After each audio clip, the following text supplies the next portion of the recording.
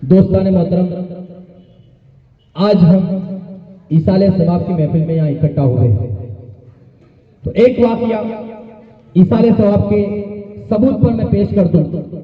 एक ऐसा वाकया है कि एक तीर और दो निशान है, इस बात से होता है। वो बात कुछ इस तरीके से है कि एक हाफिज साहब थे और उनके एक दादी थी, जद्दा थी।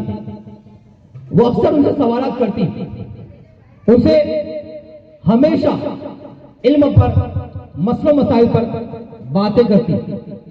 देखिए, अगर आपके पास इल्म न हो तो इल्म हासिल करने के लिए शर्म नहीं करनी चाहिए, क्योंकि हदीस पाक में आता है, उतलुबुल इल्म मिनल महदी इलल लहदी। इल्म हासिल करो माँ की गोद से कब्र की गोद तक। इल्म के लिए कोई उम्र नहीं है, हमें शर्म नहीं करनी चाहिए। अगर हमारे पास इल्म नहीं है तो इल्म वालों से बात करनी चाहिए, इल्म हासिल करते रहना चाहिए।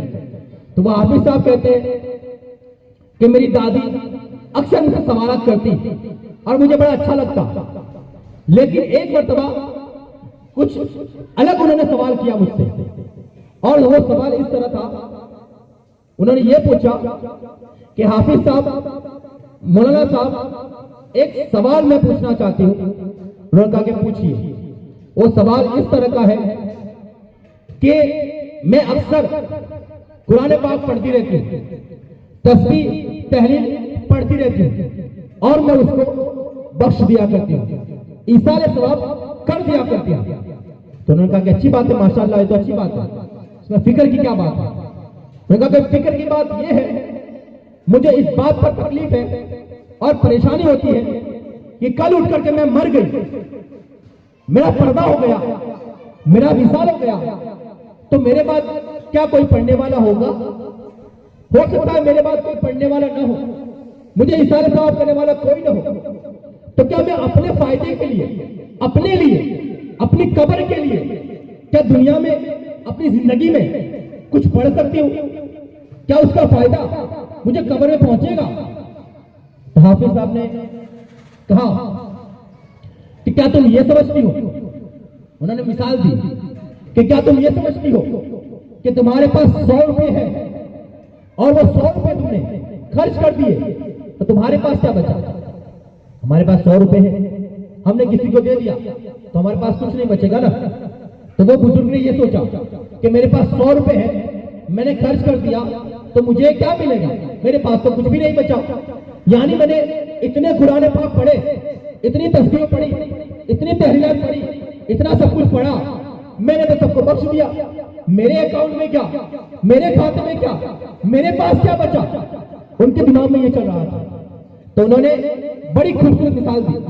उन्होंने क्या कहा कि ये ना समझो कि तुम्हारे पास 100 रुपए है और तुमने 10 इंसान को दे दिया तो तुम्हारे पास कुछ नहीं बचा, बल्कि इस तरह के समझिए, इस तरीके से समझिए कि एक हाफिज कुरान, यानी कि एक वो बंदा जिसके सीने के अंदर कुरान पाक है, एक हाफिज कुरान अगर 10 बच्चों को कुरान हिफ्ज करवाएगा, कुरान याद करवाएगा, तो क्या उसके सीने से कुरान निकल जाएगा? नहीं निकलेगा। उसके सीने से कुरान नहीं निकलेगा, यानी कि उसके सीने में भी कुरान मौजूद रहेगा और 10 बच्चों के सीनों में भी कुरान उतर जाएगा, नाजिल हो जाएगा, उनको कुरान याद हो जाएगा। तो ये मिसाल ऐसी है कि अगर तुम किसी को इसाले सवाब करते हो तो तुम्हारा अकाउंट खाली नहीं होगा, बल्कि तुम्हारे अकाउंट में भी आएगा और जिसको तुम पेश करोगे उसके अकाउंट में भी ट्रांसफर हो जाएगा, यानी तुम्हें भी सवाब मिलेगा और सामने वाले को भी इसका सवाब जरूर मिलेगा। उन्होंने कहा कि कोई हदीस से सबूत दे दीजिए, यानी हदीस पाक को बताइए कि क्या हदीस पाक में ऐसा मिलता है? तो उन्होंने कहा कि हाँ, अल्हम्दुलिल्लाह हदीस पाक में भी इसका सबूत मिलता है। और वो इस तरीके से है कि एक मर्तबा नबी इरशाद फरमाते हैं कि एक मर्तबा मौला अली नबी की बारगाह में आते हैं और नबी की बारगाह में आने के बाद में नबी पूछते हैं, ऐ अली तुम कहां से आ रहे हो? तो मौला अली अर्ज करते हैं, या रसूल अल्लाह, मैं कब्रिस्तान से आ रहा हूं, कब्रिस्तान से गुजर कर आ रहा हूं। तो मौला नबी फरमाते हैं, तो फिर तो तुम कब्रिस्तान वालों के लिए कुछ तुमने पढ़ा भी होगा, कुछ उन्हें बख्शा भी होगा। तो उन्होंने कहा कि हाँ, 3 मरतबा मैंने सूरह फातिहा पढ़ करके तमाम कब्र वालों को बख्श दिया, तमाम को मैंने पेश कर दिया। नबी फरमाते हैं कि ए अली, क्या तुम्हारे कुरान के अल्लाह ने मतलब टुकड़े कर दिए, यानी कि कम कर दिया, यानी कि 3 मरतबा तुमने अलहम्द पढ़ा तो किसी को 3 आए थे, किसी को 4 आए थे, किसी को 5 आए थे, अल्लाह ने पेश किए। बोले यार आप बताइए, इसका इल्म तो आपको ही है कि ये 3 मरतबा जो मैंने अलहम्द पढ़ी है उसका सवाब इन मरहूमों को अल्लाह कैसे अता फरमाता है। तो मेरे नबी फरमाते हैं, ए अली, 3 मरतबा तुमने सूरह फातिहा पढ़ा है तो इसका मतलब यह होता है कि तुमने 1 मरतबा पूरा कुरान पढ़ने का सवाब तुम्हें मिल गया।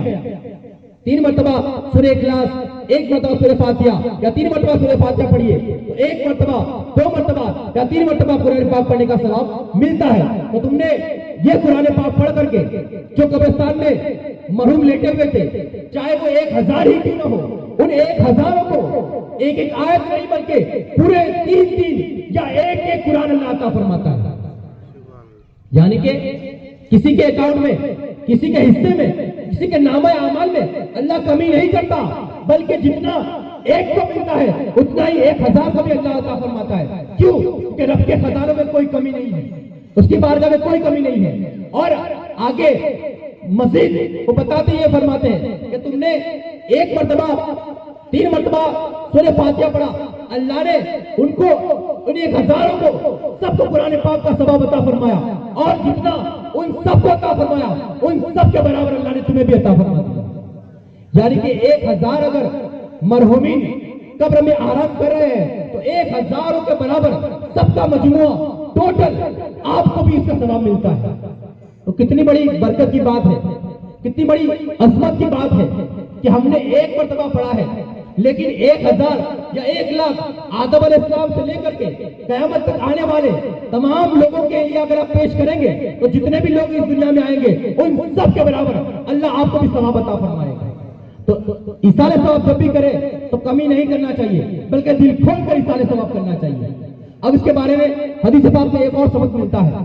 कोई लोग ये कहते हैं कि इसाले सवाब करना जायज नहीं है, ये कुरान और हदीस में नहीं मिलता है। इसकी भी मिसाल मैं आपको देता चलूं। नबी ने एक मरतबा मौला अली से इरशाद फरमाया, अरे अली, 2 मेंढे लेकर के आओ या 2 बकरे लेकर के आओ। मौला कायनात बाजार में गए, 2 मेंढे या 2 बकरे लेकर के नबी की बारगाह में हाजिर हो गए। नबी ने इरशाद फरमाया, मौला अली ने अर्ज किया कि यार रसूल अल्लाह, आपने 2 बकरे कुर्बानी के लिए क्यों मंगवाए? कुर्बानी तो एक से भी हो जाती है, आप ही का 2 क्यों मंगवाए? तो मेरे नबी ने इरशाद फरमाया कि 1 बकरे से मैं अपने लिए कुर्बानी करूंगा और 1 बकरे की मैं अपने उम्मत की कुर्बानी करूंगा। उम्मत के लिए, सवाब के लिए, इसाले सवाब के लिए मैं कुर्बानी करूंगा। तो जब हम भी कुर्बानी करें तो हमें भी चाहिए कि अल्लाह ने हमें माल दिया है तो एक कुर्बानी अपने लिए और एक कुर्बानी अपने नबी के लिए हमें करना चाहिए कि जिस नबी ने हमें कभी नहीं भूला है, हम उस नबी को कैसे भूल सकते हैं। तो हमारे नबी के नाम पर भी कुर्बानी करना चाहिए। यहाँ से पता चलता है कि इसाले सवाब करना कोई गलत काम नहीं है, कोई नई बिदअत नहीं है, बल्कि ये सहाबा इकराम नबी के जमाने से और औलिया अल्लाह के जमाने से ये नेकी और ये इसाले सवाब का सिलसिला चला आ रहा है। और हम इस पर अमल करते हुए ये 3, 10वां, 40वां या बरसी का प्रोग्राम करते हैं, ताकि जो लोग कब्र में जा चुके हैं हम उनके लिए जमीन के ऊपर से उनकी बारगाह के लिए कुछ इसाले सवाब कर लिया करें। तो हमें चाहिए कि ऐसी महफिलों में आए तो इसाले सवाब करें। इंशाअल्लाह अगर आपने किसी के लिए इसाले सवाब किया होगा तो कोई आपके लिए भी इसाले सवाब जरूर करेगा।